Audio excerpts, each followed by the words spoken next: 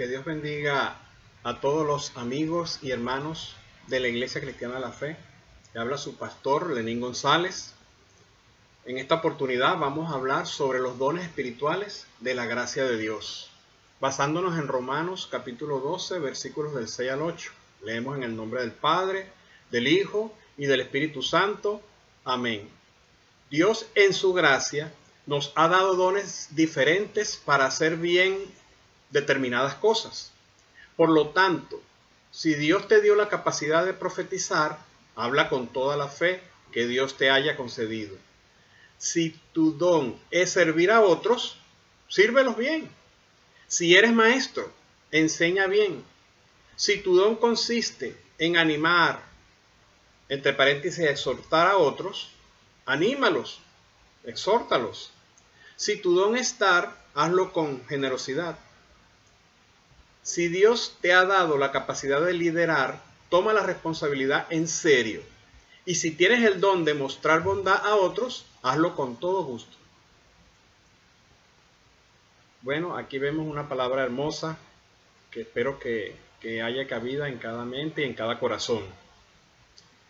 En Mateo 5:8 dice la palabra: bienaventurados los de limpio corazón, porque ellos verán a Dios. ¿Te gustaría ver a Dios? Pero ya va, antes de que respondas te voy a leer esta otra parte en el Antiguo Testamento, en Éxodo 33:20. Dijo más: no podrás ver mi rostro, porque no me verá hombre y vivirá. Te voy a hacer ahora otra pregunta. ¿A costa de tu propia vida estarías dispuesto a ver a Dios, aunque te cueste la vida? Bueno, en la Biblia hay algunas excepciones de algunos personajes muy famosos que vieron a Dios y no murieron. Tú no puedes decir que tú eres la excepción, que tú eres otra excepción, por decirlo así. Vamos a ver en la Biblia que hay un personaje muy famoso que se llama Esteban, el cual significa, su nombre significa corona, significa victorioso. Esteban fue uno de los 7 diáconos elegidos por los discípulos poco después de la resurrección de Jesús. También fue un tremendo predicador. Fue también el primer mártir de la Iglesia del Señor. Pero lo más importante, vio a Dios antes de morir. ¿Sabes qué edad tenía cuando murió? Se cree que tenía aproximadamente 30 años de edad. Yo diría un joven, empezando el ministerio en la obra de Dios. Vamos a leer un poquito acerca de Esteban en Hechos 6. Vamos a leer el versículo 3, el 5 y el 8. Dice: buscad pues, hermanos, de entre vosotros a 7 hombres de buen testimonio, llenos del Espíritu Santo y de sabiduría, a quienes encarguemos de este trabajo. Agradó la propuesta a toda la multitud y eligieron a Esteban, hombre lleno de fe y del Espíritu Santo, a Felipe, Prócoro, Nicanor, Timón, Parmenas y Nicolás, prosélito de Antioquía. Esteban, lleno de gracia y de poder, hacía grandes prodigios y señales entre el pueblo. Fíjense ustedes, aquí podemos nosotros ver algunas características resaltantes de este gran personaje, Esteban. El primer diácono, el primer mártir. Dice así: primeramente, tenía, dice Hechos, buen testimonio. Era de buen testimonio. Y en Filipenses 2, del 14 al 16, dice que haced todo sin murmuraciones ni discusiones, para que seáis irreprochables y sencillos, hijos de Dios sin mancha, en medio de una generación maligna y perversa. Otra característica de Esteban: estaba lleno del Espíritu Santo de Dios. Les voy a aclarar aquí una cosita. Cuando nosotros creemos en Jesucristo como nuestro único y suficiente Salvador y nacemos de nuevo, somos sellados por el Espíritu Santo de Dios. Ese podría ser el nivel básico de todo cristiano. Pero hay un nivel que evoluciona un poquito más o va más allá, que es cuando ese cristiano es bautizado por el Espíritu Santo de Dios. Y bueno, hay varias referencias acerca de esto en la palabra de Dios, sobre todo en el día de Pentecostés, cuando ellos recibieron ese bautismo del Espíritu Santo. Los discípulos estaban en la azotea. Entonces allí ellos estaban orando, clamando a Dios, y se les aparecieron lenguas como fuego y hablaron en otras lenguas. Entonces ahí los discípulos y los apóstoles fueron bautizados por el Espíritu Santo. Después de eso está el nivel máximo de espiritualidad, como lo podríamos catalogar nosotros los cristianos, que es entonces la llenura del Espíritu Santo. Entonces te repito, tú eres sellado por el Espíritu Santo, después deberías ser bautizado por el Espíritu Santo, es decir, en una inmersión completa de la búsqueda de Dios y anhelarlo, por supuesto. Y después el otro nivel, que es la llenura del Espíritu Santo, que es como que ir a aguas más profundas. Bueno, eso era Esteban, lleno del Espíritu Santo. El punto 3, tenía varios dones espirituales. Según Hechos 6, lo leímos ahorita, ¿verdad? Todas las cosas que hacía. Entonces, según podemos ver en la palabra que Esteban era un gran predicador, porque predicaba. Si ustedes ven en Hechos 6, ahí van a ver tremendo mensaje evangelístico. Y hablando de parte de Dios, con el Espíritu de Dios. Y también, ¿verdad? Hacía unas exhortaciones. O sea que tenía ese don de exhortar.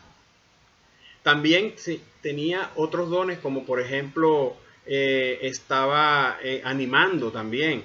Estaba animando. Y él como diácono, ustedes saben que también era un servidor, etcétera. Bueno, en el punto 4, otra característica de Esteban, y lo leímos en Hechos 6, es que hacía grandes prodigios y señales. A mí me gusta diferenciar aquí esta parte porque nos dice que hacía milagros. Porque el único que hace milagros, la definición de milagro es todo aquello que solamente Dios puede hacer. Es decir, que si un ser humano puede hacer algo, ya no es un milagro. Sin embargo, aquí en esta versión dice que hacía grandes prodigios y señales. ¿Por qué? Porque Dios lo estaba respaldando. No eran pequeños prodigios y pequeñas señales, que bienvenidos sean cuando las estemos haciendo. Pero en este caso quiero destacar que Esteban hacía grandes prodigios, grandes señales entre el pueblo. Y entonces, en Marcos 16, del 17 al 18, nos dice el mismo Señor Jesucristo: y estas señales seguirán a los que creen en mí, echarán fuera demonios, hablarán nuevas lenguas, tomarán en las manos serpientes, y si bebieren cosa mortífera no les hará daño. Sobre los enfermos pondrán sus manos y sanarán. Impondremos las manos sobre los enfermos y sanarán. Qué tremenda bendición, qué tremenda unción nos está dando a nosotros el Señor, siempre y cuando lo anhelemos, lo pidamos de corazón. Y en la quinta característica tenía el ministerio evangelístico, por supuesto, porque predicaba las buenas nuevas de salvación. Te pregunto, ¿cuáles son tus dones espirituales de estos de Romanos 12, de la gracia de Dios? Que dice que tenemos, allá lo dice, si lo vuelves a leer, lo que leímos al principio, dice que tenemos estos dones según la gracia de Dios. Pregúntate cuál don tienes tú de todos estos que hemos visto. ¿Cuáles fuimos los que leímos allá, que vimos, que eran los dones? Bueno, el de profetizar, el don de profetizar, el don de servir, el don de enseñar, el don de animar, el don de dar, el don de liderar, dirigir personal y el don de bondad, con el cual podemos nosotros también servir al prójimo, no solamente a Dios. Como conclusión, yo sí quiero ver a Dios, no sé tú, aunque tenga que dar mi vida para ello. Dar mi vida no es necesariamente morir, como efectivamente pasó con Esteban, pero sí es negarse a sí mismo, es decir, ser menos egoísta y pensar más en tu prójimo. En Hechos 7, del 55 al 56, dice: pero Esteban, lleno del Espíritu Santo, puesto los ojos en el cielo, vio la gloria de Dios y a Jesús que estaba a la diestra de Dios, y dijo: veo los cielos abiertos y al Hijo del Hombre que está a la diestra de Dios. ¿Qué te recomiendo yo como pastor? Bueno, lo que dice la misma palabra en Hechos 7, del 59 al 60. Mientras lo apedreaban, Esteban oraba y decía: Señor Jesús, recibe mi espíritu. Y puesto de rodillas, clamó a gran voz: Señor, no les tomes en cuenta este pecado. Habiendo dicho esto, durmió. Dice durmió, me gusta esa palabra, no dice murió. Porque los cristianos realmente no morimos, sino que es como un sueño, que después el Señor nos despierta, claro, nos resucita literalmente, pero es más bonito verlo como dormido. Fíjense que a veces a nosotros no nos apedrean con piedras literalmente, sino que nos apedrean es con críticas destructivas, con trampas, con dardos del enemigo. ¿Qué tenemos que hacer? Lo que hizo Esteban: orar. Y se ponía de rodillas. ¿Y sabe qué hacía también? Clamaba a Dios. A gran voz, no en silencio. Clamaba a Dios. Y dice la Biblia: clama a Dios y yo te responderé. ¿Lo creo o no lo creo? Esa es la recomendación que yo hago para tu vida en este momento. Finalmente vamos a leer Juan 20:29, cuando dice Jesús: porque me has visto, Tomás, ¿creíste?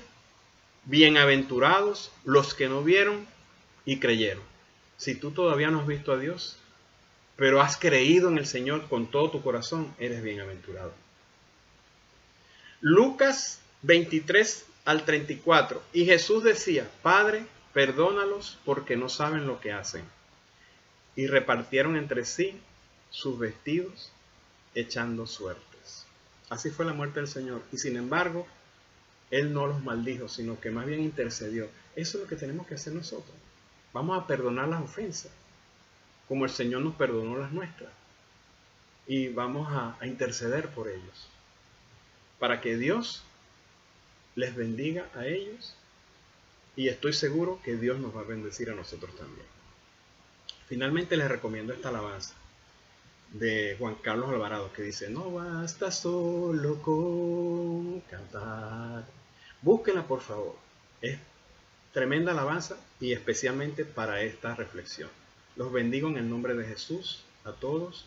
Amén, amén y amén. Dios les bendiga.